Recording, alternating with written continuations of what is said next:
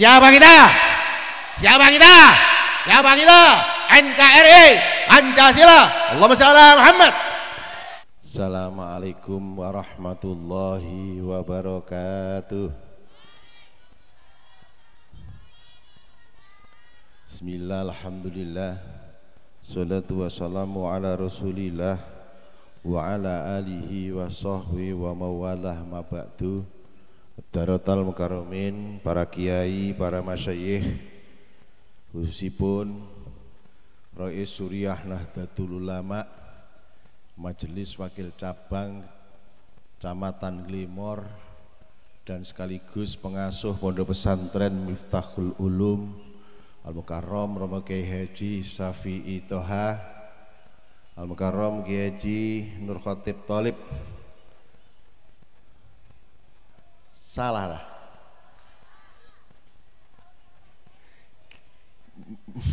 Miftahul Falah pengasuh Kiai Haji Syafi'i Thohir. Kula wae beda napa? Oh, jenengan sing kleru. Kiai Nur Khotib Bunyai Ning Gus wali santri dan anak-anakku santri dan siswa SMK NO Miftahul Falah yang saya banggakan. Teristimewa adalah artis kita Wandra sudah datang, tepuk tangan.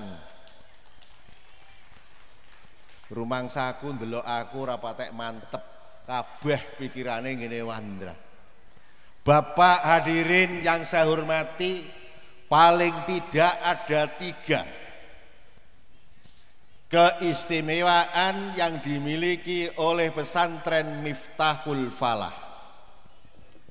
Keistimewaan yang pertama, setelah saya tangkap tadi, walaupun SMK NO Miftahul Falah, pesantren Miftahul Falah, SMK-nya berjalan dalam 2 tahun, yang namanya muridnya banyak, anaknya cerdas-cerdas, pinter, sopan santun, dan mendapatkan respon dari masyarakat. Ini artinya bahwa yang namanya SMK NO Miftahul Falah tampil beda daripada yang lain. Allahumma sholli ala Muhammad.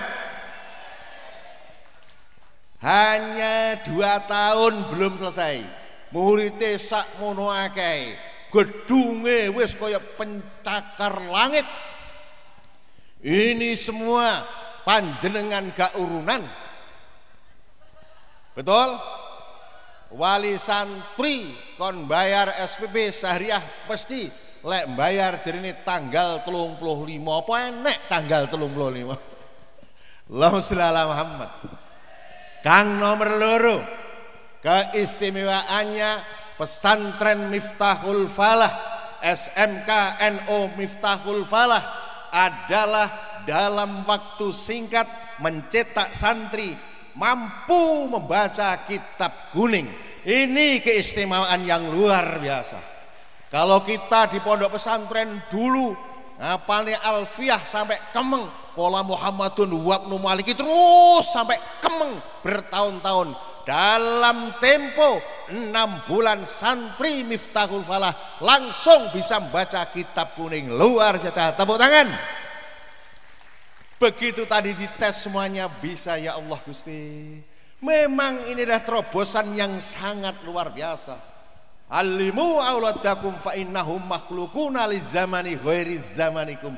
Didiklah anak-anakmu, sesungguhnya anak-anakmu itu untuk menghadapi satu zaman yang bukan zamanmu. Zamane awake dhewe beda karo zamane arek saiki. Zamane awake dhewe arek-arek biyen saiki wis tuwek kabeh, betul?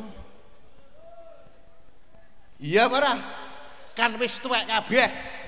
Dadi zamanku, zamane Kiai Khotib, zamane Kiai Syafi'i, biyen ku ra ono sing jenenge televisi, gak ono sing jenenge HP. Berangkat ngaji, Quran sek nang dhuwur koplok karo nggawa koncor. Mlaku-mlaku peteng kabeh. Listrik durung masuk desa, listrik belum masuk ke kampung-kampung. Sekarang listrik sudah masuk di mana-mana. Kampung-kampung Padang musolah padang, masjid padang, saking padange blas kan sing jamaah. Allahumma sholli ala Muhammad. Aku biyen lek ngaji mesti nggawa Quran sek nang ndur koplok karo goncor, mlaku liwat nang sore pring, rusak blayu apa gendruwo. Blayu kabeh sandale sampe gitu. Betul? Saiki arek ora wedi karo gendruwo. Saiki gendruwo wis gak ana kabeh, sebabe menungsone saiki dadi gendruwo kabeh. Tukang ngeden-ngedeni.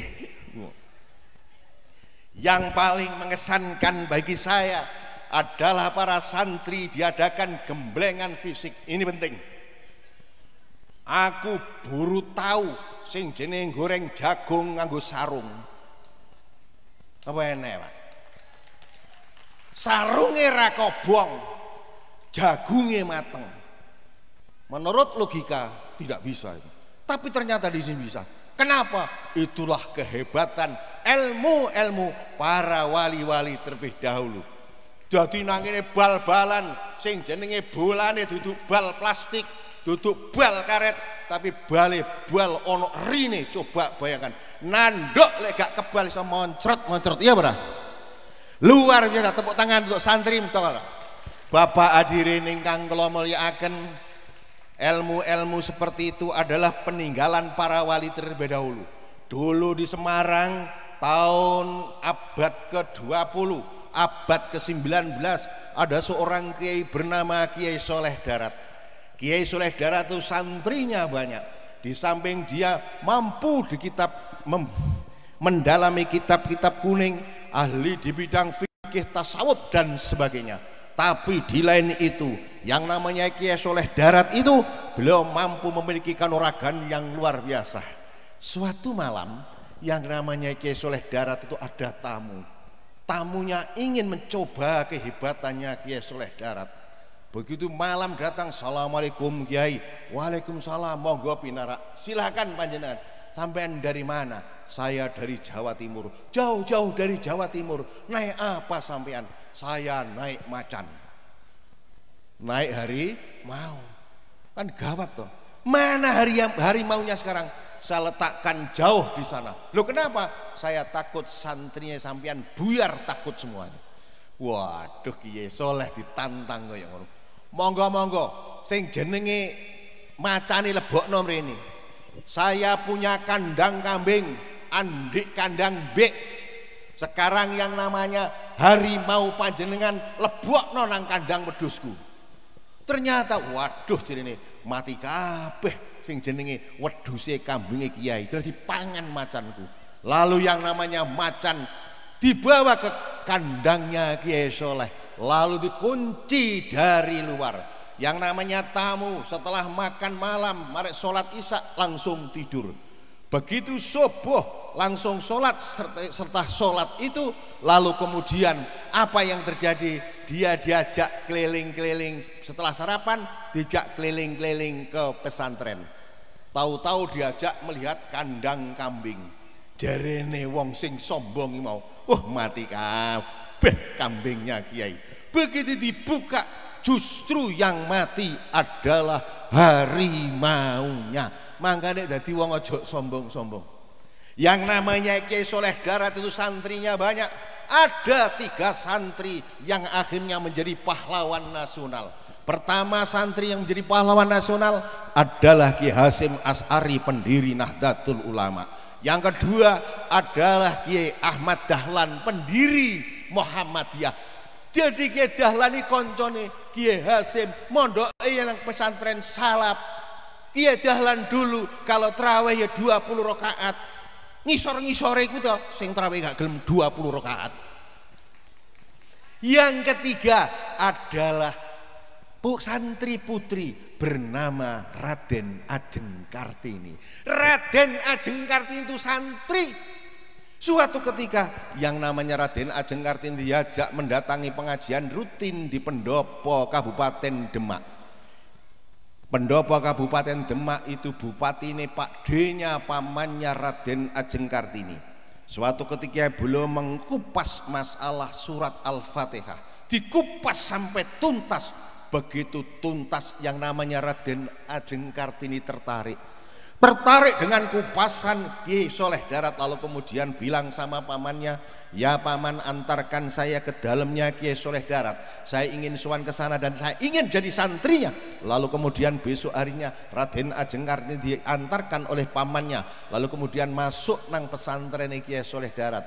Assalamualaikum Kiai. Waalaikumsalam, semindah silaturahmi Kiai.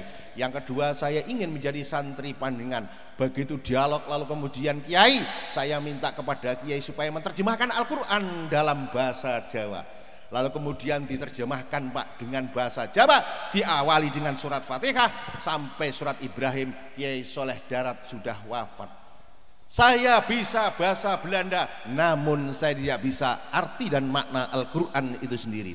Memang ketika itu orang Belanda tidak mau Pak, melarang Al-Quran diterjemahkan dengan bahasa Jawa, dengan bahasa apapun. Lalu kemudian ketika Raden Ajeng Kartini itu menjadi manten dengan Bupati Jepara, kado yang diberikan oleh Kiai Soleh sebelum wafat adalah penggalan terjemahan Al-Quran bahasa Jawa. Yang menjadi masalah adalah kenapa di SD, di MI, Sanawiyah, SMP, SMA, SMK yang namanya Ajeng Kartini itu dalam sejarah tidak pernah ditulis bahwa Raden Ajeng Kartini adalah seorang santri putri. Ini adalah pembelokan sejarah, ditutup-tutupi oleh Belanda. Ini sangat luar biasa. Paling di dalam sejarahnya Kartini ditulis, habislah gelap, terbitlah terang. Betul? Ya gur ngono kuwi tok. Makanya guru-guru SMK lek nerangne Raden Ajeng Kartini, Raden Ajeng ku santri. Cara saiki mesti iso biake iku maca atau ngafalne amthilati kaya awakmu kabeh. Allahumma sholli ala Muhammad. Dokdeng kanuraganya hebat menghadapi musuh londo. Di Jawa Tengah ada seorang yang bernama Abdul Hamid. Abdul Hamid itu adalah kelahiran Tlogosari, Kecamatan Tlogosari, Kabupaten Yogyakarta. Abdul Hamid itu putra dari Hamengkubuwono III. Lalu kemudian dia mondok di pesantren Gerbang Tinatar. Mana pesantren Gerbang Tinatar itu? Pesantren Gerbang Tinatar itu adalah di Desa Tegalsari, Kecamatan Jetis, Kabupaten Ponorogo. Diasuh oleh Kiai Haji Hasan Besari.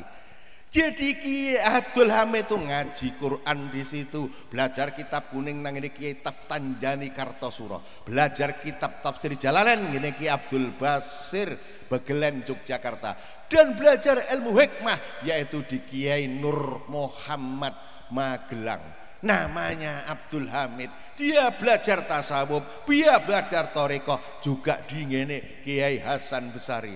Lalu kemudian begitu pulang dari pesantren, yang namanya rumahnya Abdul Hamid itu dikelilingi oleh beteng. Betengnya itu temboknya 1 meter. Lalu kemudian yang namanya Belanda punya program yaitu membuat jalan antara Jogja sampai Magelang. Ternyata rumahnya Abdul Hamid itu kena gusur. Lalu kemudian sing jenenge Abdul Hamid tidak terima, langsung ditembaki oleh Belanda. Padahal di dalam rumah itu, di dalam gedung itu banyak orang-orang yang ada di situ. Begitu ditembaki, datanglah Abdul Hamid dengan pakai serban dan jubah putih, dengan tendangan dari jarak jauh, kakinya des, yang namanya tembok setebal 1 meter ambrol. Lalu kemudian semua orang diajak lari menuju ke Gua Selarong. Oleh karena itu saya yakin santri Miftahul Falah lek guru tembok 2 meter kandele ditendang bek mesti ambrol. Allahumma. Setelah dari Gua Selarong, apa yang terjadi di sana? Orang-orang diungsikan, lalu kemudian Belanda ngamuk, marah-marah ndak karu-karuan, terjadilah perang namanya Perang Diponegoro. Siapakah Abdul Hamid? Abdul Hamid ternyata Pangeran Diponegoro. Terjadi peperangan selama 5 tahun, mulai tahun 1825 sampai 1830. Belanda kewalan, uangnya habis. Begitu uangnya habis, masyarakat yang mati, rakyat yang membela londo akeh 800.000. Hampir habis rakyat ketika itu. Uang habisnya 2000 gulden habis. maka itu yang namanya Pangeran Diponegoro dibujuk dan dirayu untuk berunding. Pangeran Diponegoro tidak mau, lalu kemudian dengan alasan halal bihalal, begitu ngelompok Pangeran Diponegoro ditangkap, dibawa ke Manado, dan beliau wafat. Sekarang pesareannya, makamnya berada di Sulawesi dekat Pantai Losari. Tapi yang saya herankan dan saya kagum, yang ditinggal oleh Pangeran Diponegoro ada 3. Pertama adalah Al-Quran, yang kedua adalah tasbih, yang ketiga adalah kitab takrib alias Fathul Qorib. Yang ditinggal Pangeran Diponegoro justru itu. Pertama adalah Al-Quran. Kenapa Al-Quran? Karena beliau adalah seorang muslim. Kenapa yang ditinggal adalah tasbih? Beliau adalah ahli zikir dan sekaligus penganut Thariqah Satariyah. Kenapa yang ditinggalkan adalah kitab takrib? Saya yakin bahwa Pangeran Diponegoro madhabnya adalah madhab Syafi'i. Kalau madhab Syafi'i, yakin Pangeran Diponegoro pada waktu itu trawehnya mesti 20 rakaat. Umpama nenek NU waktu itu sudah ada NU, yakin Pangeran Diponegoro menjadi Rais Am, pengurus besar Nahdlatul Ulama. Tapi kenapa dalam sejarah baik zaman Londo maupun zaman Orde Baru yang namanya bahwa Pangeran Diponegoro tidak pernah ditulis seorang santri penganut Thariqah? Beliau yang ditinggalkan tasbih, Quran dan kitab takrib. Tapi di dalam sejarah paling tulis Pangeran Diponegoro adalah pahlawan nasi. Ngono kita tak terus nih sithik sampai masuk ke pikiran yang wandrai. Allahumma sholli ala Muhammad. Sidik wes, saya hanya memberikan motivasi pada santri, jangan khawatir kalau kamu jadi santri. Saya yakin dan percaya bahwa di sini ilmu agama sudah mumpuni. Di balik itu bahwa para santrinya dididik untuk menguasai teknologi. Jurusannya adalah multimedia dan otomotif. Luar biasa. Sampai juga mengikuti jejaknya Inggris. Inggris itu kalau menjajah negara, Singapura, Brunei, Darussalam, Malaysia dijajah karo Inggris. Inggris jajah, marek ngono sing jenenge yang namanya rakyatnya Malaysia, Brunei, Darussalam dan sebagainya dipinterkan. Begitu pulang Inggris meninggalkan peninggalan yang bernama engkol Inggris. Ya para? Beda karo Londo. London jajah India suwinit 350 tahun. Wong Indonesia sama sekali tidak bisa bahasa Belanda. Sanggek kepingin ngomong bahasa Belanda, biasanya ngomong ngawur en kamu orang kan toh? Ya barang. Begitu Londo pulang yang ditinggalkan adalah nongko Londo alias muris. Mangane raine wong Indonesia brungut kaya muris. Lek badminton kalahan, bal-balan kalahan, apa-apa kalahan, potongane nongko. Beh, jan gak genah sing jenenge Londo iki mau. Luar biasa. Bahwa yang nama di mana itu di Kalasan Prambanan ada seorang kiai bernama Sulaiman Zainuddin. Santrinya banyak. Salah satu santrinya adalah orang bernama Suryadi Suryaningrat. Belajar Al-Quran Suryadi Suryaningrat adalah di Kiai Sulaiman Zainuddin. Lalu kemudian bosok wes gede, begitu besar beliau menjadi pahlawan pendidikan nasional. Suryadi Suryaningrat namanya diganti dengan Ki Hajar Dewantara, adalah pahlawan pendidikan, bapak pendidikan nasional. Kenapa sing jenenge Ki Hajar Dewantara kalau di dalam buku ditulis ing ngarsa Sung Tulodo, ing Madya Mangunkarsa, Tutwuri Handayani. Tapi beliau tidak tulis bahwa beliau adalah seorang santri. Ini sengaja dibelokkan. Wes gak sah kakek. Di Semarang ada seorang Habib, Sayyidil Habib Muhammad Husain bin Salim bin Ahmad Muhammad Al-Muntohar. Beliau adalah pamannya Ki Habib Umar Al-Muntohar yang sering diundang ceramah di mana-mana itu. Ternyata begitu Indonesia merdeka, Habib Husain itu mengajak masyarakat Indonesia untuk bersyukur. Caranya gimana? Akhirnya Habib Husain tadi mencetak sebuah lagu syukur. Dari yakinku. Bisa tak? hati ikhlasku. Wiku sing nyetak itu Habib, tapi dibelokkan oleh sejarah. Saman buka nang YouTube, siapa pencetak lagu syukur, truk mesti muncul Hamun Tohar. Kenapa tidak ditulis ini seorang Habib? Ini adalah pembelokan sejarah. Karena saking bencinya Belanda, saking bencinya Orde Baru kepada pesantren, kepada NU, kepada santri, akhirnya yang namanya Orde Baru memunculkan sebuah lagu yang bunyinya, balonku ada 5, rupa-rupa warnanya, hijau, kuning, kelabu, merah muda, dan biru. Awas, meledos balon. Meledos balon. Hijau ki NU. Jadi mulai arek cilik wis diracuni, ben benci karo NU. Meledos balon hijau dor. Jadi NU hancur. Kok gak meledos balon kuning, kok gak ngono? Sampai enek TK Khotijah kok murid kon nyanyi balonku wadah lewat pecat kepala sekolah. Paham? Ya Allah Gusti. Wes. Ono wes cukup sakmono. Makane hati-hati, Pak. Jadi NU dipegeli terus. Jadi NU tidak pernah mendapatkan tempat, begitu muncul Orde Baru jenengan kasih tahu ada 3 larangan kanggone NU. Siji larangannya NU tidak boleh menjadi menteri agama.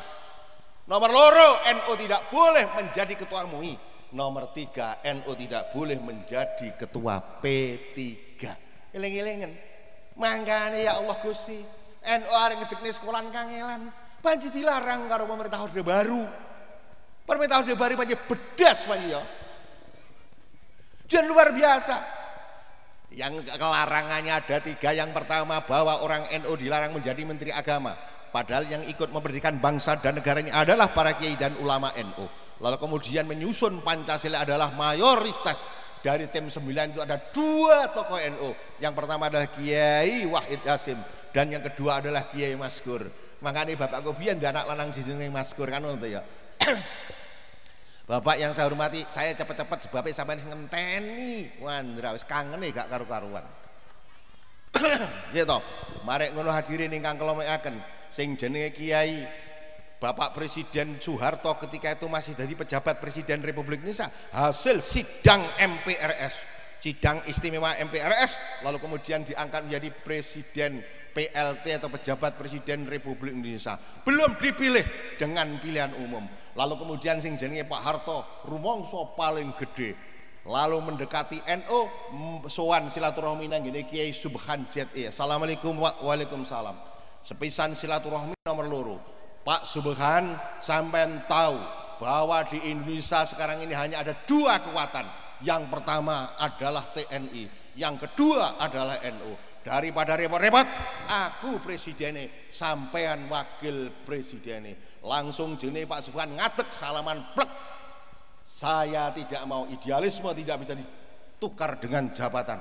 Oleh karena itu Pak Harto, mari kita tarung dalam pemilihan 71. Golkar memakai, Pak Harto memakai Golkar. Akhirnya pemilihan umum 71. NU partai politiknya Nahdlatul Ulama. Lalu kemudian pemilihan tahun 71, Kiai disadui, kamplengi, ditahan dan sebagainya. Lalu kemudian akhirnya selesailah pemilihan umum. Jane sing menang iku adalah NU, tapi karena akal bulusnya Menteri Dalam Negeri Amir Mahmud, lalu yang namanya NU diberi menang tapi nomor 2 berarti kalah. Mulai dari itulah yang namanya Orde Baru melarang 3 larangan. 1, NU tidak boleh menjadi menteri agama. Tahun 71 menteri agama diganti oleh Mukti Ali, Profesor Dr. Mukti Ali MASH.